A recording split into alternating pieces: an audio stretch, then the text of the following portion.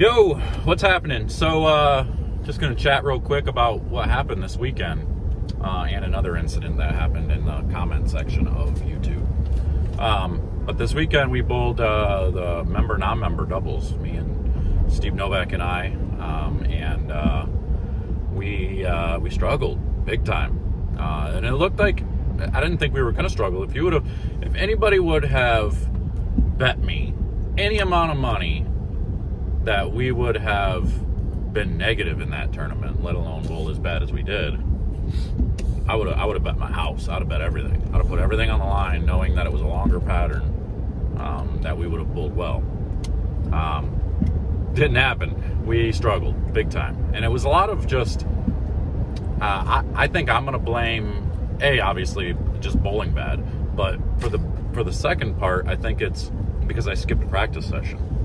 And I know a lot of people are going to say, well, practice never plays the same anyway, which, true, it doesn't play exactly the same, but it still gives you a general idea of what bowling balls are going to, at least, for the most part, come into play. And it's going to give you the characteristics of the house. You get your feet under you, you understand the approaches, you understand topography a little bit, you get to see all those different things during practice. No matter what pattern ends up being out there, even if it's a completely different pattern, you at least still get the understanding. Because most bowling centers, you'll end up with certain bowling balls, no matter what the pattern is, you're going to use those bowling balls because they match up in that house. And that's just the way it goes.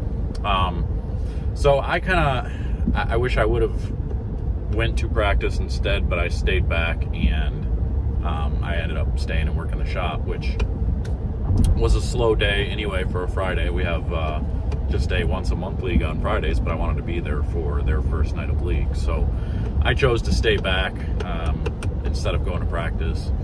Probably won't do that again because this was a struggle. Now, the reason we struggled is because we were seeing multiple hook spots. We were seeing early hook, and then the ball would bail the rest of the way. And if you got something that was clean enough, it was just too late down lane, and it would just 210, 2810 all day long. If you watch and you go back and watch the live stream that I did, Steve probably 210, had a 210 combination more than a dozen times in 8 games. Like, it was obnoxious. He was 100 and something under after I think 6 games, and then he bowled a couple of good games to finish to get back to like 60 under. And I was only right at even, and I bowled awful just as much. My ball reaction was a little better than his, but not much better, so it just was one of those times, and everybody else was striking, so it literally seemed like we were bowling on the US Open, and everybody else was bowling in, a modified league pattern, so we couldn't figure it out, and I couldn't understand. That's one of the first times in a long time where I've actually felt like I don't even know what I would have done different or what I could have done different. So I didn't, I'm taking that one, and I'm going to exit that one out of my mind, because that was just a bad day overall bowling wise. So we're going to forget that. But I tried to use a lot of the same balls that I used the week before with that Zen, the Dark Code. I didn't really give the RSTX too much of a chance because it was too clean. I don't know. My best look was with the Midnight Blue Melee Jab. Actually gave me, the best look in the middle of the day, and then at the end I used a pink pearl raw pearl, and it looked pretty good there for the few games where I actually bowled 200. It looked alright. I bowled 230 in Game 7, and we bowled 490 Game 7 to get us back to like 100 under. It was pretty rough. We had a rough outing. Little needless to say, but that's okay. Not a big deal.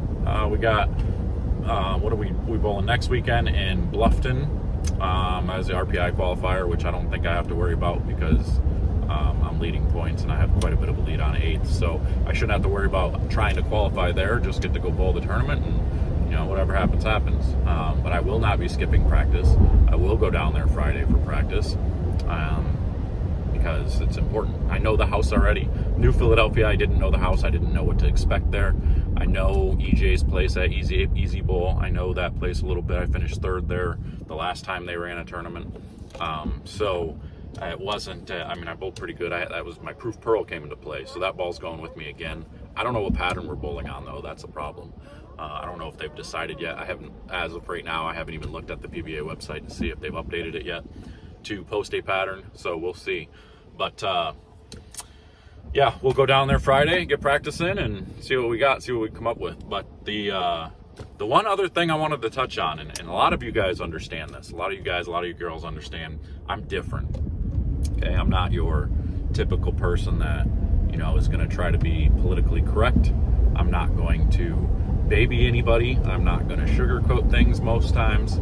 It's a rare occasion to hear me really be politically correct or sugarcoat things, you know. So when you see comments, and I do actually respond to something, if you're going to be offended by how I respond, just don't comment. I mean, because I'm not going to sugarcoat things. The example that I'm having now was I posted the championship match between Steve and I 2 weeks ago, and in the title it even says it was uploaded from a Facebook Live video, which anybody that watches video and stuff knows that means that it's bad quality. It's not going to be great. It's just there for your viewing pleasure. People wanted to see it, and that was the only way I had it, was because Daniel Parrish uploaded it on Facebook. So I took it off of there and put it on my channel so everybody could see it. So I made sure to put that in the title, and then somebody gets on and says, you know, this video is bad quality, doesn't even match up, sad, with an exclamation point. And I simply commented back and said, I told you, as it says in the title, it's from a Facebook Live video. Lower your expectations a bit. Now, this person didn't get mad about that comment. Somebody else came to their rescue and started commenting on there about it and said something along the lines of, that's not very professional, you know, berating your fans, this and that. Look, I'm not berating anybody. I'm simply telling that person, you need to lower your expectations a little bit, because it says on the description that it's a Facebook Live video. Just easy down. Obviously, it doesn't match the rest of my videos.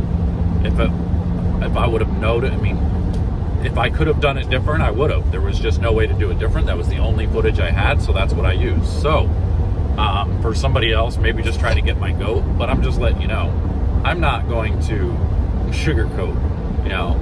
If something makes me mad, I'm going to come back and I'm going to say something. You know, I'm not that guy. I'm not that business person who thinks you have to be politically correct about everything. And here, and I'm going to tell you why.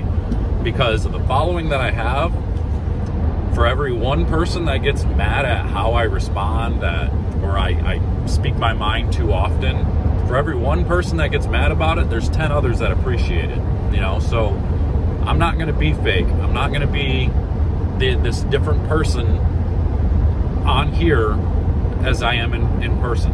I am going to be exactly the same person, and anybody that knows me, they'll say that. They'll tell you that I am the genuine person, who what you see on here is what you get in person. So I don't want to deal with that kind of negativity, people trying to change me, trying to make it seem like I need to be politically correct or that I need to be nicer. Like, if you take something I say as mean, that's your own interpretation. That's not me actually being mean. That's just me saying, look, here, this is how it is. This is what it is.